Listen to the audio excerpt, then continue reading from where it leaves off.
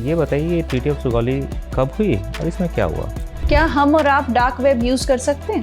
गांधी जी ने स्वराज सभाएं की थी 1917 में उत्तराखंड में। कहाँ की थी? जब हम पर्सनल लॉस की बात करते हैं तो कौन कौन सी चीज़ें आती हैं इसमें?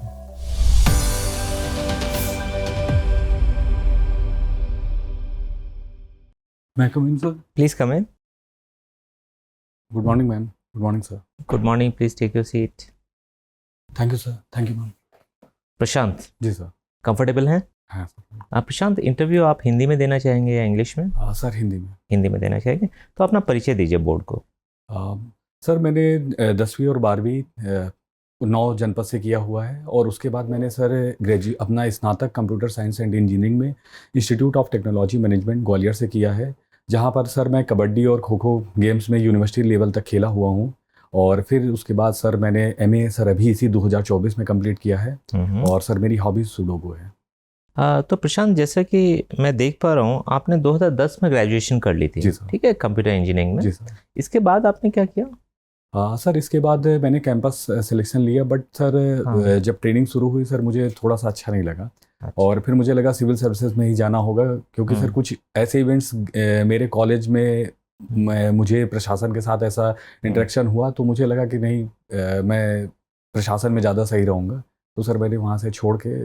मतलब आप इंस्पायर हुए या कुछ और बात थी? सर इंस्पायर हुए सर। बेसिकली सर हमारे ग्वालियर में सर था क्या कि सर पानी की प्रॉब्लम हो गई थी। हाँ। और सर उस संदर्भ में सर हमने देखा कि वहाँ पर कई चीज़ें ऐसी प्रशासन किस तरीके से वर्क करता है, तो थोड़ा हम लोगों को सिथौली गांव में हम लोगों को वहाँ पर देखने का मौका मिला, तो सर इस वजह से मैं काफ़ी इंस्पायर तो हुआ। प्रशांत, लेकिन लगातार क्या आपने 2010 से आज 2024 है, जी सर। कोई भी जॉब नहीं किया है?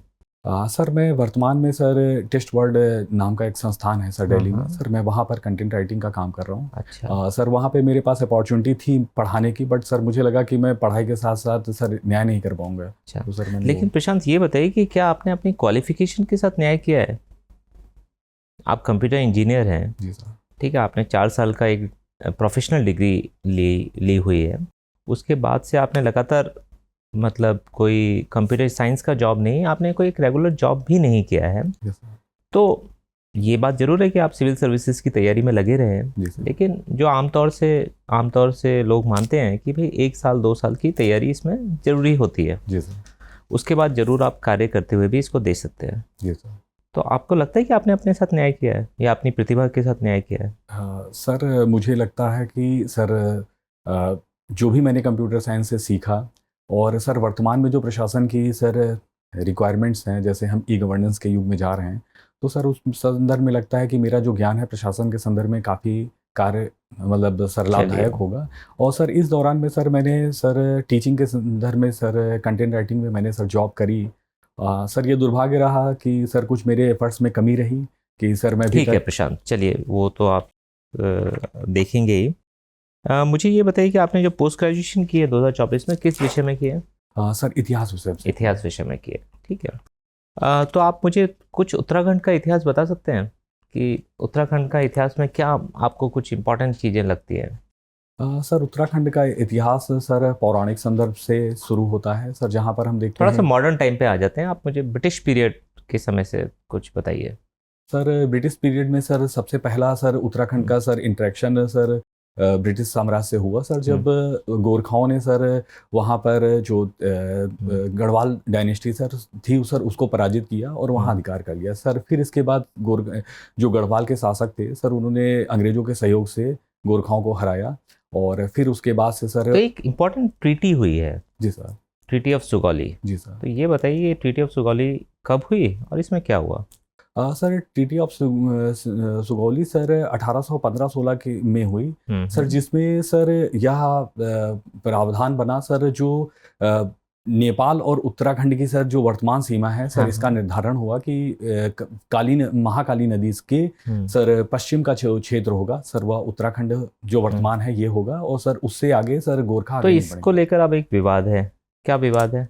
सर इसको लेकर सर या सर उस जो ट्रीटी में ही सर थोड़ी सी कमी थी कि सर ये महाकाली नदी के सर उद्गम पर उसमें कोई स्पष्टीकरण क्लैरिटी था। नहीं दी गई। तो सर अच्छा। वर्तमान में सर जो नेपाल सरकार है सर वह मानती है कि जो महाकाली नदी है सर इसका उद्गम लिपू लेक के सर पश्चिम में हुआ है। लिम्पियाधुरा जगह है। हाँ सर। और भारत? और सर भारत कहता है कि इसका नीचे लिपू लेक के काफी नीचे झरनों अभी से ये हुआ जगह है। किसके पास है? सर यह जो लिपू लेक है सर यह काला पानी? सर काला पानी सर यह भारत के पास है। भारत के पास है। कौन से जिले में आता है? सर ये पिथौरागढ़ जिले में आता है। पिथौरागढ़ जिले में। ठीक है प्रशांत। प्रशांत, जी मैम। आप कंप्यूटर इंजीनियर हैं। जी। ये बताइए कि अभी आप देख पा रहे होंगे रिसेंटली जी मैम। साइबर क्राइम एक बहुत बड़ा चैलेंज है जी है मैम। ना, इसको कंट्रोल जी। करना। अगर आपने अखबारों पर नज़र रखी होगी जी मैम। तो आए दिन थ्रेट्स मिलते हैं कि यहाँ बॉम्ब हैं, जैसे कल हॉस्पिटल्स में भी थे। जी मैम। तो इस तरह की जो मानसिकता है और इस तरह की जो परेशानी है साइबर क्राइम से रिलेटेड, उससे कैसे निपटा जा सकता है? मैम सबसे पहले तो लोगों में अवेयरनेस होना जरूरी है। क्या प्रोसीजर है अगर इस तरह का कुछ, अगर क्राइम इस तरह के अगर इंसिडेंट्स होते हैं जी सर। तो कैसे हम मूव करते हैं? किस नोडल एजेंसी के पास सबसे पहले खबर जाती है? कैसे काम होता है? सर मैम सॉरी मैम प्रत्येक जनपद पे सर एक साइबर सेल होता है जहाँ पर हम अपनी कंप्लेंट रजिस्टर्ड कर सकते हैं। और वहाँ पे नहीं हो सकता तो सर एक नेशनल ऑनलाइन नंबर होता है जो NTRO के द्वारा होता है। मैम वहाँ पर NTRO क्या है? मैम नेशनल मैम इस मुझे नाम नहीं याद आ रहा है। तो मैम वहाँ पर हम उसकी कंप्लेंट कर सकते हैं और उसके बाद वो प्रोसेस होता है कि अगर हमको कुछ भी नहीं पता कि जिला लेवल पे हमको कहाँ कंप्लेंट करनी, तो हम नेशनल हेल्पलाइन नंबर पे कॉल करेंगे और वो जो भी उसकी अथॉरिटी लोकल लेवल पे होंगी वहाँ तक वो मैटर आ जाता है। और ये CERT क्या है? Ma'am CERT cyber response emergency response team है मैम। हाँ, इसका क्या फंक्शन है? मैम यह भी जो कार्य करता है मैम, यह भी इसी तरीके से कोई घटना होती है तो उस पर क्विक रिस्पॉन्स करता है मैम। तो क्या है इससे निपटने का तरीका? मैम इसमें सबसे पहला तो ये है लोगों में अवेयरनेस होनी चाहिए, क्योंकि कई बार होता है कुछ फ्रॉड्स कॉल्स आती हैं या कुछ लिंक्स आते हैं जिसमें हम गलती करते हैं। तो मैम पहला अब तो मेल आ गए तो क्या गलती है? हॉस्पिटल के ऑफिशियल वेबसाइट पे जी और उनके ऑफिशियल मेल्स पे, ईमेल आईडी पे मेल आ गए तो इसमें वो क्या ही कर सकते हैं? क्षमा चाहते हैं मैम, मैं थोड़ा सा उसको कर गया मैम। जो ये साइबर अटैक्स होते हैं मैम, इससे पहला तो हमको अपना सिक्योरिटी सिस्टम अच्छा, ये VPN क्या होता है? मैम वर्चुअल प्राइवेट नेटवर्क होता है जिसमें जो भी साइबर अटैक्स होते हैं या कुछ ऐसा करते हैं तो मैम उसमें अपनी वो आइडेंटिटी और अपना लोकल एड्रेस छुपा देते हैं, जिससे उनको ट्रेस करना बहुत मुश्किल हो जाता है, जिसे डार्क वेब कहते हैं। मैम डार्क वेब संरचना मैम या दूसरी चीज़ है मैम। यह होता है जैसे हमारा घर का एड्रेस होता है कि मेरा मकान नंबर 404/2 है, तो यह सार्वजनिक आ जाता है इसी तरीके क्या से। हम और आप डार्क वेब यूज कर सकते हैं? मैम डार्क वेब हम आप यूज़ कर सकते हैं, कुछ ऐसी साइट्स हैं, लेकिन मैम यह बहुत ही हानिकारक होता है। मैम इसमें कई सारे ऑनलाइन ऐप्स होते हैं, जब हम वहाँ पर जाएंगे तो मैम उसके थ्रू पूरा अंदर नेटवर्क आता है और उसमें हम डार्क वेब का यूज़ कर सकते हैं। बट मैम ज़्यादातर वहाँ पर सिक्योरिटी फीचर्स बहुत ही लो होते हैं जिसमें कोई भी सामान्य नागरिक नुकसान उठा सकता ये डिजी लॉकर क्या है? मैम डिजी लॉकर या एक सरकार के द्वारा शुरू की गई ऑनलाइन व्यवस्था है जिसमें हम अपने डॉक्यूमेंट्स या कोई भी महत्वपूर्ण जो भी हमारे तो डॉक्यूमेंट्स उसमें क्या हमारे डॉक्यूमेंट्स रखना सेफ है? जहाँ इतना ज़्यादा साइबर क्राइम है, क्या ये हमारे लिए सेफ होगा कि हम डिजी लॉकर में अपने सारे इंपॉर्टेंट डॉक्यूमेंट्स रख सकें? मैम इस संदर्भ में सर क्या है उसकी सेफ्टी फीचर्स? मैम भारत सरकार ने इसके लिए काफ़ी फीचर्स बनाए हुए हैं और वर्तमान में भी मैम कोई ऐसा थ्रेट्स आया नहीं है डिजी लॉकर के संदर्भ में, तो मुझे लगता है कि ये सेफ है। बट फिर भी फीचर्स की आपको जानकारी नहीं है? हाँ जी मैम, सॉरी मैम। कोई बात नहीं है। ये बताइए कि ऑर्गेनिक फार्मिंग क्या है और क्यों ये इतना प्रचलन में है उत्तराखंड में? मैम ऑर्गेनिक फार्मिंग में बेसिकली ये है, हम रासायनिक कीटनाशकों या खाद का उपयोग नहीं करते हैं और स्थानीय संसाधनों से ही, जैसे जानवरों के अपशिष्ट से या किसी अन्य जैविक उत्पाद से का हम उपयोग करके खेती करते हैं। तो मैम इसमें लागत बहुत कम हो जाती है और यह स्थानीयता के संदर्भ में जो मैम अभी हम उर्वरक और कई कीटनाशकों पर बाहर डिपेंड है, इससे हमको रिलीव करती। तो अच्छा ठीक है, आखिरी सवाल है मेरा आपसे। उत्तराखंड का कोई डांस फॉर्म मुझे बताइए जो कि पुरुषों द्वारा परफॉर्म किया जाता है। मैम झुमेला नृत्य होता है मैम, एक गीत भी होता है और नृत्य भी होता है जिसको पुरुष और स्त्री दोनों कर सकते हैं। और मैम ये जब फसल बोई जाती है उस केवल समय- पुरुषों द्वारा? मैम ऐसा मुझे नहीं याद है। तो आपने उत्तराखंड के कल्चर आर्ट फॉर्म्स को देखा नहीं है? मैम देखा है बट स्पेसिफिक ध्यान से नहीं देखा। मैम जी मैम, हाँ कोई बात नहीं, देख लीजिएगा। Thank you. Thank you ma'am. Prashant ji, जी सर। आपका इतिहास विषय लगातार रहा है वैकल्पिक विषय, जी सर। है ना? जी सर। इतिहास के संदर्भ में आपको क्या लगता है कि वर्तमान समय में एक चर्चा चलती है कि इतिहास को रीराइट करना चाहिए, ये चर्चा क्यों चल रही है? सर इतिहास के लेखन के संदर्भ में सर स्वाभाविक है सर, इतिहास का लेखन वास्तुनिष्ठा और सब्जेक्टिविटी सर दोनों के बीच में सर बैलेंस होके चलता है। तो मैम सर कई बार यह देखा गया है कि कुछ लोगों ने इतिहास में कुछ घटनाओं का ज़्यादा अतिरंजित वर्णन किया है। तो इस संदर्भ में कुछ वर्गों में ये होता है कि इतिहास के संदर्भ में वो गलतियां हैं उनको ढूंढा जाए और उनको ठीक किया जाए। कुछ उदाहरण के साथ बताइए तो। सर जैसे सबसे पहले सर जैसे पोरस और सिकंदर के युद्ध को ही लेके चलते हैं तो कई मान्यताएं हैं कि उसमें पोरस की पराजय हुई थी, सिकंदर विजय हुआ था। कुछ मान्यताएं हैं कि उसमें पोरस जीत गया था। तो सर इस संदर्भ में काफ़ी प्रश्न रहता है। तो सर इन सब चीज़ों का क्लियरिटी के लिए अगर इतिहास लेखन पुनः किया जाता है और नए तथ्यों के आधार पर कुछ नई चीज़ें आती हैं तो ये बहुत अच्छी चीज़ होगी सर। अच्छा, ये बताइए, कालू मेहरा का नाम सुना है? जी सर। कालू मेहरा के बारे में कुछ बताइए। सर यह स्वतंत्रता सेनानी थे और सर यह 1857 की क्रांति में सर उत्तराखंड में सर इन्होंने योगदान दिया। अच्छा, गांधी जी ने स्वराज सभाएं की थी 1917 में उत्तराखंड में, कहाँ की थी? सर शायद कसौनी जगह पड़ती है सर, वहाँ पे है, मुझे स्पष्ट याद नहीं सर। अच्छा, ये बताइए, आपने 1912 में एक बम कांड के बारे में सुना होगा, रास बिहारी बोस, जी सर। है ना? उन्होंने उत्तराखंड में एक गुप्त वार्ता की थी, वो स्थान कहाँ था? सर क्षमा चाहते हैं सर, मुझे नहीं याद। अच्छा, ये बताइए, उत्तराखंड में आधुनिक भारत का जो स्वतंत्रता आंदोलन का समय रहा है, जी सर, उस दौरान कुछ हीरोज़ के नाम बताइए। सर चंद्र सिंह गढ़वाली और सर गोविंद वल्लभ पंत और सर बद्रीनाथ पांडे जी और जया भारती जी, सर यह कुछ महान। अच्छा, पेशावर कांड क्या था? सर पेशावर कांड यह था कि सर जब सविनय अवज्ञा आंदोलन चल रहा था तो सर उसमें अंग्रेजों के द्वारा सर निहत्थे जो आंदोलनकारी थे सर उन पर गोली चलाने के लिए कहा गया। तो सर जो चंद्र सिंह गढ़वाली सर उसके रेजिमेंट में थे तो सर इन्होंने इनकार कर दिया था कि हम अपने निहत्थे भाइयों पे गोली नहीं चला सकते। तो सर यही कांड जो है पेशावर कांड के रूप में कहा जाता है। अच्छा, आप उत्तर प्रदेश से आते हैं? जी सर। इंटरव्यू देने जाएंगे? जी सर। कहाँ? सर हरिद्वार जाएंगे। जी सर। तो आप अपने आप को कैसे सूटेबल मानते हैं? एक मैदानी क्षेत्र से आप जा रहे हैं और वो पहाड़ी क्षेत्र है, तो आप अपने आप को कैसे सूटेबल मानते हैं? सर सबसे पहले सर मैं भारत देश का नागरिक हूँ और मैंने IAS की परीक्षाएं भी दी हैं। तो सर यह मेरा अंदर से मैं पूरा प्रिपेयर हूँ कि अगर मुझे कहीं पर भी भारत के क्षेत्र में सेवा करने का अवसर मिलेगा तो सर मैं वहाँ पर योगदान दूंगा। और सर जहाँ तक उत्तराखंड और उत्तर प्रदेश की सर बात है तो सर यह दोनों एक दूसरे के पूरक लंबे समय तक रहे हैं। और सर वर्तमान में भी कई महत्वपूर्ण व्यक्ति जो हैं हमारे उन्नाव जनपद के ही सर ओंकार सिंह जी हैं सर, जो Madhav Chandra Singh Bhandari university technical university है सर उसके वाइस चांसलर हैं। तो मुझे लगता है कि मैं भी वहाँ पर कुछ योगदान अच्छा कर सकता हूँ सर। अच्छा, नहीं ठीक है, अच्छी बात है। अच्छा, ये बताइए, 5 लोक नृत्यों के नाम बताइए उत्तराखंड के। सर एक झुमेला है और सर एक बसंती है और सर क्षमा चाहते हैं सर दो के बाद नहीं आ रहा है। अच्छा, एक नृत्य है लोटा नृत्य, उसमें महिला कितने लोटे अपने सिर पे रखती है? सर क्षमा चाहते हैं सर, मुझे याद नहीं सर।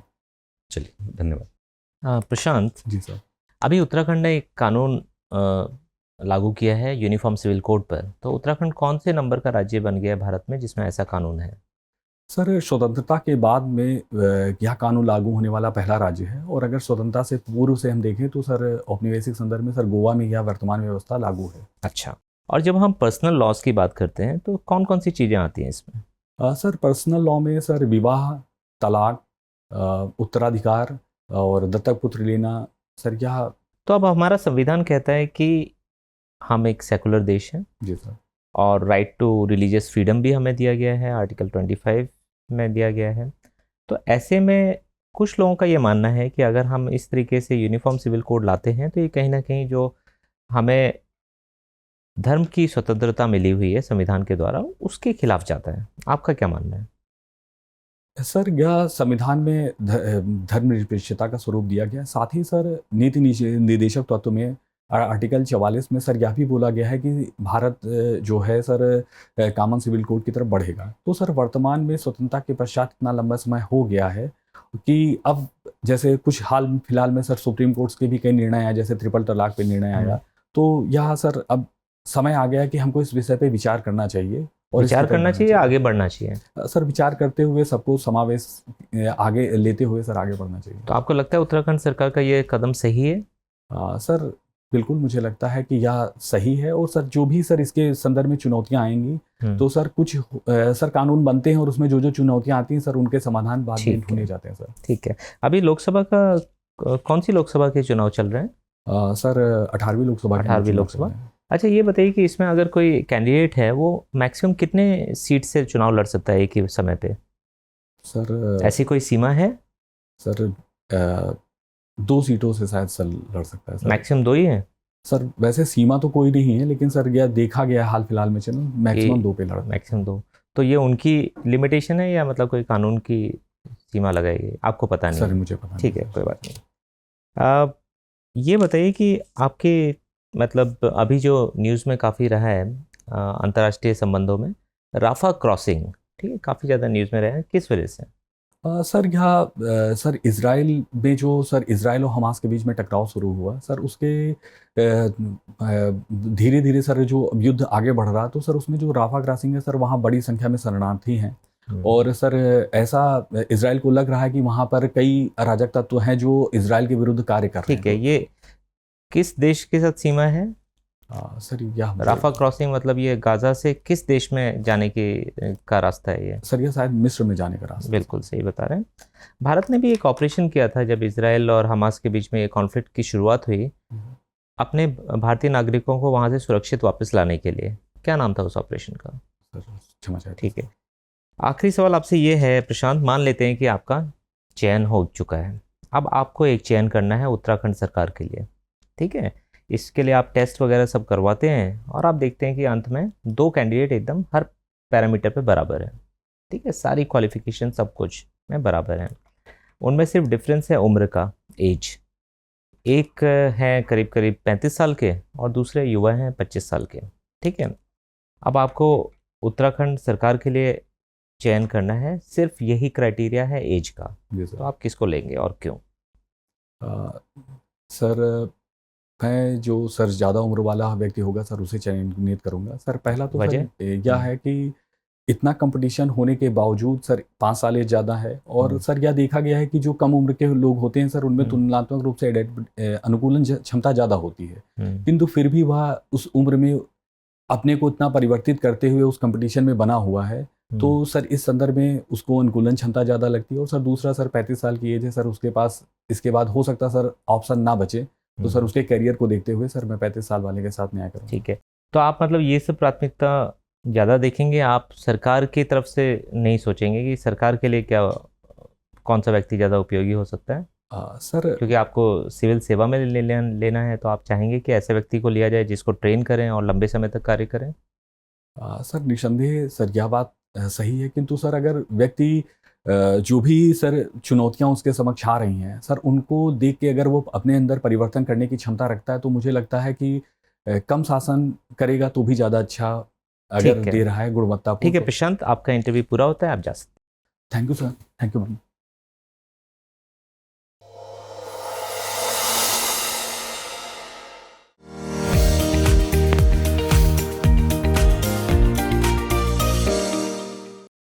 आइए बैठिए। Thank you sir, thank you. Prashant ji sir, आपने तो इंटरव्यू पहले भी दिया है कमीशन में, उत्तराखंड में भी दिया है? नो सर, पहला होगा। जी सर। यूपीपीसीएस के देते रहे हैं, कैसा स्कोर आ रहा है वहाँ? सर स्कोर तो ठीक आ रहा है। पहली बार में 48 मार्क्स मिले थे, दोबारा मुझे 62 मिले थे, इस बार 62 मिले थे। लेकिन जो 5th और 6th पेपर में थे उसमें मार्क्स मेरे कम रहे। तो कितने नंबर से छूट गया आपका? सर उसमें सर ऐसा कट ऑफ तो ऐसा नहीं अच्छा, दिया गया है, हाँ, हाँ, लेकिन फिर भी सर मतलब 20 मार्क्स करीब रहेगा 20 around। मार्क्स तो क्योंकि फिर तो आपको मतलब मेंस में थोड़ा बेटर करने से जी सर। फिर हो जाता है। ठीक है प्रशांत, देखिए आप अच्छे कैंडिडेट हैं। बाकी आज का एक्सपीरियंस कैसा रहा आपका? सर ठीक रहा, बट हाँ थोड़ा सा टेक्निकल क्वेश्चन कुछ एरियाज आपको लगे कि जहां आपको थोड़ा सा तैयारी की जरूरत हाँ है? सर, जैसे मैम ने टेक्निकल क्वेश्चन पूछे उसमें मेरी पकड़ नहीं थी। ठीक है, देखिए प्रशांत, अब एक चीज़ आपको ये जान के जाना है। देखिए सबसे पहले एंट्री से शुरू करते हैं। तो ऐसे हाथ करके नहीं, नॉक करिए, अच्छे से पूछिए कि मे आई कम इन सर या मैम, जो भी है। ठीक है सर। फिर आपको जब अंदर आने के लिए बोला जाएगा तो आप स्मार्टली आएंगे चेयर तक, फिर बोर्ड को ग्रीट करिए। जी सर। शिष्टाचार ये बोलता है कि अगर फीमेल मेंबर हैं तो पहले उनको कर लीजिए, जी सर। फिर मेल मेंबर्स को कर लीजिए। ठीक है सर।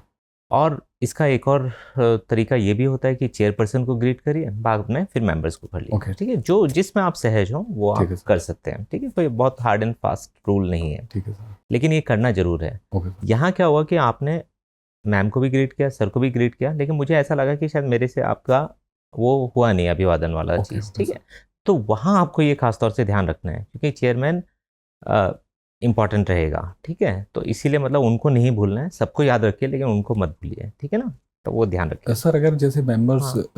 ज़्यादा हों तो हाँ, मतलब हाँ। जैसे तो फिर ऐसे ना, फिर मतलब वो सामने खड़े होकर सबको देखते हुए एक बार प्रणाम नमस्कार ओके, कर लीजिए। ओके, ठीक है, वो ज़्यादा बेटर ओके, ठीक रहेगा। है सर। और आप लगातार इंटरव्यू के दौरान आई कांटेक्ट, ऐसा था कि आप सबसे करने की कोशिश कर रहे थे, जो कि नॉर्मल नहीं है, नेचुरल नहीं है, ओके सर। और वो अटपटा लगता है। ठीक है सर। मेरे से बात हो रही है, आप मेरे से बात, आई कांटेक्ट रखिए, मैम से हो रही है उनसे रखिए, सर से हो रही है सर से रखिए। ठीक है सर। ये करना है। इसके बाद थोड़ा सा आपका हैंड मूवमेंट भी है। हैंड मूवमेंट के साथ मतलब वो इतना प्रॉब्लम नहीं है, लेकिन जैसे ना आप सिर लगातार, वो आई कांटेक्ट की वजह से भी हो रहा था, और मतलब सिर हिलता रहता है आपका। Okay sir. तो कोशिश करिए कि जितना स्थिर रहा जाए ठीक उतना है। बेहतर है। ठीक ठीक है है, सर। फॉर्मल ये कॉन्वर्सेशन है, इस वजह से। इसके बाद आते हैं कि जो बातचीत हुई, तो उत्तराखंड का बेसिक्स, जी सर। क्योंकि आप यूपी से आ रहे हैं, जी तो सर। वो एक सवाल बनता है कि उत्तराखंड को कितना अच्छे से जानते हैं। तो एटलीस्ट वहाँ के डांस फॉर्म्स, वहाँ की जो लोकल कल्चर है, क्विजीन वगैरह, वो सबको थोड़ा देख लीजिए, हिस्ट्री। ठीक है सर। खास तौर से थोड़ा सा देख लेंगे, जिससे कि आप मतलब वहाँ ऐसा ना लगे कि आप बाहर वाले हैं और आपने उत्तराखंड को ठीक से पढ़ा नहीं है, समझा नहीं है। ठीक है सर। ठीक है, वो आपकी जिम्मेदारी है। ठीक है सर। इंटरव्यू है कौन सी डेट में आपका? सर 30 मई को, यही 13 मई को। 30 या कब? 30। 30, तो आपके पास थोड़ा समय है ना। ओके ठीक है, सर। तो ये कर लेंगे आप। ठीक है सर। अच्छा, अब बात आती है कि आपका लंबा गैप है, जी सर। तो उस पर डिफेंसिव नहीं होना है। मैंने इसलिए पूछा आपको ना, मतलब, और हो सकता है कि इस लाइन पे बात हो, जी सर। आपको कोशिश ये करनी है कि फटाफट आप इससे बच निकलें। Okay sir. क्योंकि थोड़ा तो नेगेटिव हो गई कि भाई आप 2010 से ग्रेजुएशन के बाद, मतलब ये एक ऐसा है कि हमने कुछ गलत कर दिया है, तो अब उसका थोड़ा हल्का फुल्का पनिशमेंट तो बनता है। ठीक है सर। तो लेकिन इसको लंबा हम ड्रैग करेंगे, हम सफाई देंगे कि नहीं सर हम तो ये, ऐसा नहीं। आप कोशिश करिए कि आप एक बार, मतलब जैसे अगर आपसे ये पूछा जा रहा है जी कि क्या आपको लगता है कि आपने अपने साथ न्याय नहीं किया, तो आप बोल सकते हैं कि सर मतलब उस समय और अभी तक भी मैं हमेशा से सिविल सर्विसेज के लिए कमिटेड रहा हूँ, और लगातार मैं इंटरव्यू वगैरह में पहुँच रहा हूँ। ठीक है सर। ठीक है, लेकिन मुझे भी लगता है सर कि हाँ, मतलब मैंने एक प्रोफेशनल डिग्री ली थी, तो शायद मुझे मतलब 2 साल के बाद ज़रूर वैकल्पिक चीज़ों पे देखना चाहिए था, लेकिन क्योंकि मैं लगातार इंटरव्यू तक और उस स्टेज में रहा, तो ये काम मैंने नहीं किया। इस तरीके से मतलब ना कि उनकी बात को भी एकदम ज़ीरो मत करिए कि नहीं ठीक नहीं है सर सर। मैं तो, कमिटमेंट दिखाइए अपना ठीक है कि सर। आप लगातार इसमें कमिटेड रहे हैं और इसीलिए आप यहाँ आना चाहते हैं। ठीक है लेकिन सर। साथ में ये भी मानिए कि अब मुझे लगता है कि हाँ, साथ में मैं कुछ और भी करता हूँ, इसलिए मैं फ्रीलांस में काम भी कर रहा हूँ, ऐसा कुछ ठीक है बता सर। सकते हैं। ठीक ओके है, सर। मतलब कोई भी प्योरली सेटिस्फाई या जस्टिफाई नहीं हो पाएगा, लेकिन स्टिल आपको प्रयास करना है। ओके ठीक सर। है, कम समय रखना है इसमें। ठीक है सर। इसके बाद क्वेश्चन को समझिए, इंटेंशन। मैडम ने आपसे पूछा कि कौन सा डांस फॉर्म है जो सिर्फ मेल्स करते हैं, आपने एक डांस बताया, बोला इसको पुरुष और महिला दोनों करते हैं। जी सर। अब ये बताइए आपका आंसर सही है? No sir. नहीं है ना, क्योंकि जो सवाल पूछा गया है उसका अगर आपको नहीं आता है तो इंटरव्यू में आप एडमिट करिए ओके कि सर। माफ़ कीजिए मैम, मुझे अभी याद नहीं आ रहा, मैंने पढ़ा था। ठीक है ठीक है, सर। ठीक है सर। लेकिन हम मतलब दूसरा डांस फॉर्म बता के हम निकल जाएंगे, तो ये मतलब देखिए, ये चालाकी ठीक नहीं है, ओके सर। क्योंकि वो तो बोर्ड समझ लेगा, ठीक और है। फिर क्या होता है ना, वो एक नेगेटिव इंप्रेशन क्रिएट करता है ओके सर। और आपका समय बर्बाद होता है। तो इसलिए बेटर है कि जो हमें नहीं आता है, फैक्चुअल क्वेश्चन है, आराम से आप ईमानदारी से मना करिए। Okay sir, test of knowledge नहीं है, ठीक है ठीक है ना प्रशांत। इन चीज़ों का आप ध्यान रखें ना, तो इंटरव्यू में आपको अच्छे नंबर मिलेंगे, ठीक है। कोई रीज़न नहीं है कि आपको कम मिले। और बस मेरे ख्याल से यही सबसे इम्पॉर्टेंट चीज़ें हैं कि आपको कॉन्फिडेंस रखना है, गैप को लेकर तनाव नहीं लेना है, ईमानदारी से एडमिट भी करना है कि सर हाँ गैप लंबा हो गया है, लेकिन अब मैं दूसरे अवसरों पे विचार कर रहा हूँ, ठीक है ठीक सर। है। और उत्तराखंड की जानकारी ले लेंगे बस। जी उसके सर, बाद कॉन्फिडेंटली जाइए, आई कांटेक्ट जिससे बात हो रही है उनसे रखिए और बढ़िया से देख के आइए, ठीक है। टाई आज बहुत आपने ठीक नहीं लगाई है, ओके, थोड़ा कॉलर का बटन बंद होना चाहिए और ऊपर तक होनी चाहिए, ठीक है सर। ठीक है। कोट पहन के जाएंगे? हाँ सर, हाँ, तो कोट पहन के जाइए मौसम के हिसाब से और एकदम कॉन्फिडेंस से दीजिए, ठीक है। पुराना कुछ ये मत सोचिए। अच्छा, लास्ट में सिचुएशन मैंने पूछा, हाँ जी सर, ये सर। तो अब इसमें क्या मतलब, आप तो लगता है कि आपका उत्तर सही था या आप अपने आप को ही देख सर कर हमने दे रहे अपने आप को डिफेंस करते हुए सर बोला। हाँ, तो ऐसा नहीं करना है जनरली, ठीक ओके है। सर, क्योंकि क्वेश्चन ये पूछा गया है कि मतलब क्या आप अपने हित की बात करते हैं, तो जब हम सिविल सर्विसेज में जा रहे हैं तो public interest should be foremost. तो यहाँ हमको, जब मैंने आपको बोला कि भाई आपको उत्तराखंड सरकार के लिए किसी को लेना है, तो आप सरकार की तरफ से आपको सोचना चाहिए था। क्योंकि ये सब आप सोचेंगे कि सर उसके पास मतलब उसके पास शायद और कोई मौका नहीं होगा, ये सब नहीं होगा, तो सरकार की तरफ से ये सब थोड़ी सोचेंगे। सरकार की तरफ से आप सरकार के हित की बात सोचेंगे ओके सर। कि मतलब 25 साल वाले को हम ज़्यादा समय तक वो सरकार की सेवा में रहेगा। तो इसमें आप अगर ऐसा ही स्टैंड लेते हैं तो मेरे ख्याल से ज़्यादा बेटर होता है। क्योंकि अगर हम सिर्फ अपने फेवर की बात करेंगे तो वो कभी कभी मतलब लोग उसको पसंद नहीं करते हैं, ठीक है। Justification is important. हाँ सर Logic. एक चीज जैसे जनरली हाँ। होता है सर, जो जब टाई होता है स्कोर पे तो हाँ। सर जो एज ज्यादा होता है तो उसको होता है कि सर वरीयता, तो आप ये बोलते ना, ये लॉजिक आप देते ना ओके सर, ठीक कि सर क्योंकि सब कुछ बराबर है और मतलब सरकार का एक नियम है जो कई जगह फॉलो होता है, तो इस वजह से मैं ज़्यादा एज वाले को वरीयता देना चाहता हूँ। वहाँ आप ठीक थे, लेकिन जो आपने लॉजिक दिया वो बहुत सही नहीं था। नहीं सर, वो मैं अपने ठीक है को ना? डिफेंस कर रहा था। ठीक है, चलिए, all the best. Thank you sir, thank you sir, thank you ma'am. Dear viewers, अपने एग्जाम की तैयारी को और बेहतर करने के लिए हमारे चैनल को लाइक, शेयर और सब्सक्राइब करना न भूलें।